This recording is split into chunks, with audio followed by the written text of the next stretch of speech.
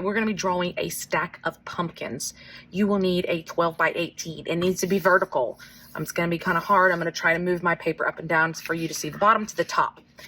A Sharpie and a pencil. Those are the only two things you need for the first step. So pencil, I'm going to go ahead and write my name on my paper, and then the pencil goes away. We are drawing with our permanent marker. If you do not feel comfortable drawing with just a permanent marker, then yes, use a pencil and then you can trace over it. We are drawing 3 pumpkins stacked on top of each other, and jack-o'-lanterns, we're going to add some faces to them. So again, I'm using my permanent marker, so please understand using it responsibly is helpful.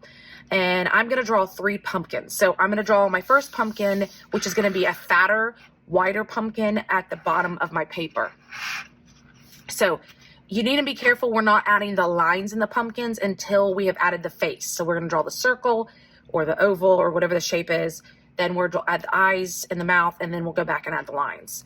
So again, if you want to, it'll help to fold your paper. So if you fold the top to the bottom, that's going to give you the center. So I know this first pumpkin has to go way below this line. My middle pumpkin will be in the middle of that line, and then my top pumpkin above it.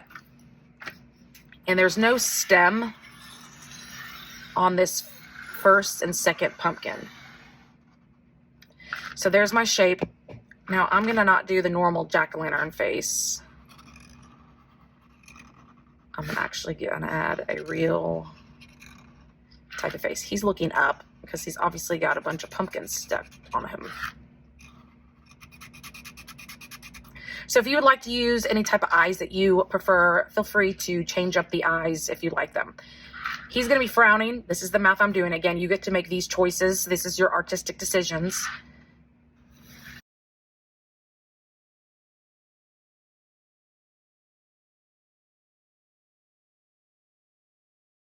Okay, so there's my pumpkin. Now, you can see once I have the face, now I can add my ridges, which are the lines. So I'm going to kind of start up here at the top middle.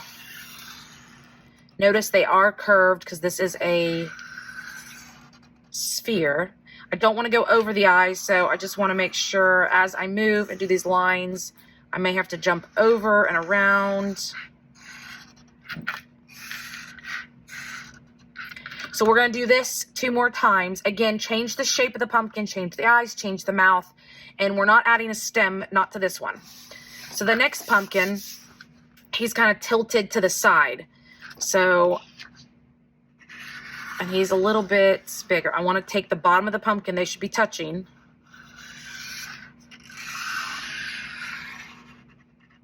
So again, I made him a different shape, so you'll have to figure out which kind of shape. They should be touching in the bottom of the top of the first pumpkin, bottom of the second pumpkin. Again, he's going to have different eyes.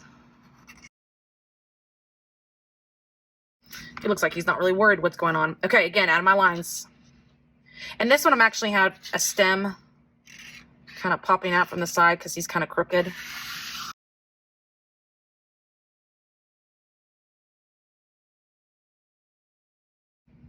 And then last but not least, again, this one should be on the top. I'm going to make him a little bit bigger. Again, I need to make sure the bottom, and I have room for the stem. Came to the bottom, I kind of realized I couldn't go below that one. So you can, if you saw me, I kind of had to just make it the shape of this pumpkin right here. I don't want this pumpkin over that pumpkin. Stem. Okay, once I got my face, I'm going to add my ridges. Okay, so I have my top, my middle, and my bottom pumpkin. Now, the only thing I didn't add was the ground it's sitting on. So go to your bottom pumpkin. You're going to start on the side of the pumpkin, go to the paper you have left on this side. Then you're going to do the same thing on the other side. So that way we have our grass and we have our sky. So once you've drawn your 3 pumpkins, added their 3 facial expressions and their ridges, go ahead and make sure you get your marker back top on. And then we're going to be adding color to our background, then pumpkins. Okay, we're going to start painting. This is lesson 2. So I have my paint mat just to protect my table, my art, and then I have 2 shades of blue and a black. I'm going to be shading these blues. I want it kind of a stormy nighttime background color for the sky. And then we'll get to the pumpkins. We're going to be doing a different medium. We're going to be using mixed media today. And then we'll finish off with the green, which I don't have those colors out yet. So when you are using multiple colors without water, that's why you have the paint mat. So when you're moving back and forth between the colors, just don't forget to wipe your brush off before going back and forth. We never just want to keep moving around and then mixing these all up.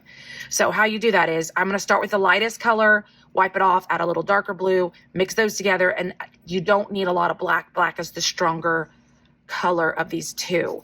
So again, and sometimes I just keep painting this color till there's no more on my brush. And then I can move into, and again, once this brush is clean, I've pretty much wiped off my paint off, then I can go to the next color. Again, you don't need a lot of black. I think I got too much. Go slow around your pumpkins and those little areas.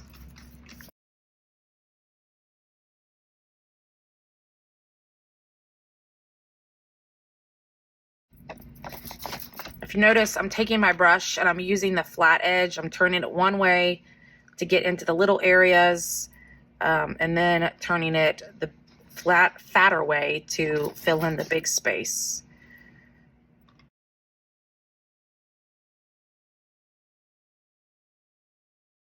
I need to switch brushes, just make that a decision that you need to make. Okay, so I have painted my dark blue sky. I'm gonna make sure I put my brush, get this cleaned off before I move to the green area, which is going to be the grass, and switch out. Okay, now I've got my second colors. This is just the green, and I've already got my brush cleaned off. So now I'm gonna work below my pumpkin, getting the grass.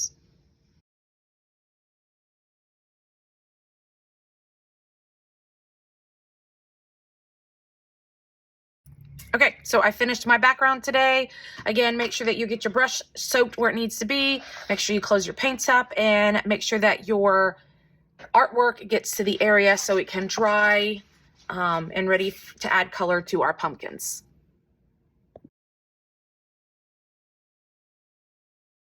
Okay, adding our color to our pumpkins. Now, I said mixed media, and that means we have paint as the background, and then oil pastels will be the pumpkins. So that's different type of mediums, paint versus oil pastels. So in what the colors I have,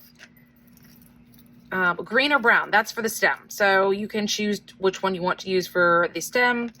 Then I have a variety of warm colors, orange, red, yellow, and then a white to lighten anything up. So if you want to make it where there's a shadow, a darker side of the pumpkin versus a lighter side of the pumpkin, that's why we have the variety of colors. So again, I'm just kind of going with it. I haven't really planned it. So I'm going to start at the bottom. So move my paper up, and orange is what we're going to start with.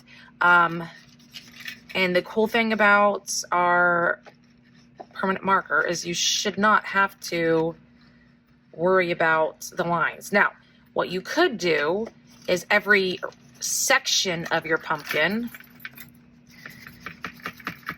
that's where you could work on your shading. So like if I wanted this part to be darker because it's on the farther side of my pumpkin, I could use a little bit of red in it. And then I just go back over with the orange to kind of blend it in to make it a darker orange. And I really want us to work hard at using our best coloring skills. So that means really pressing in with this oil pastel to get all that white area covered. So I'm going to quickly move through my bottom pumpkin and then we'll talk about the middle pumpkin.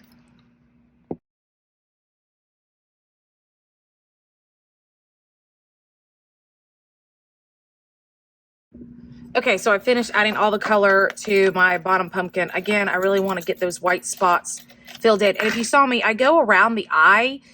The reason I do that is because it kind of gives me a stop point. So as I'm coloring, sometimes we just keep going and then realize we just colored over something. So if I color around it, that's letting me know don't go over that. It's kind of like a stopping point. So Again, you could always use your, again, you wouldn't want to darken the whole thing, but pumpkins come in a variety of colors.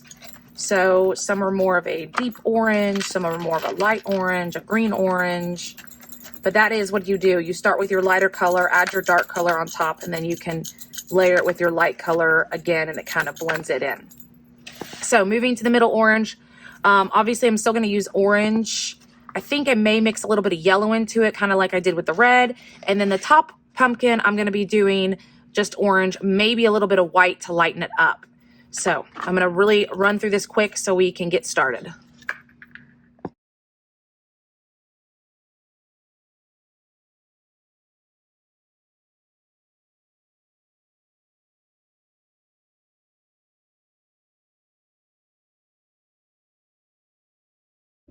Okay, so I've used the yellow and the orange and the white and orange. The white and orange didn't work as well, but still you can experiment with those colors, changing the shades of orange with it. Okay, so I'm done with those. Now I got to pick the color for my stem. I think I'm going to go for brown, just because I already got green at the bottom.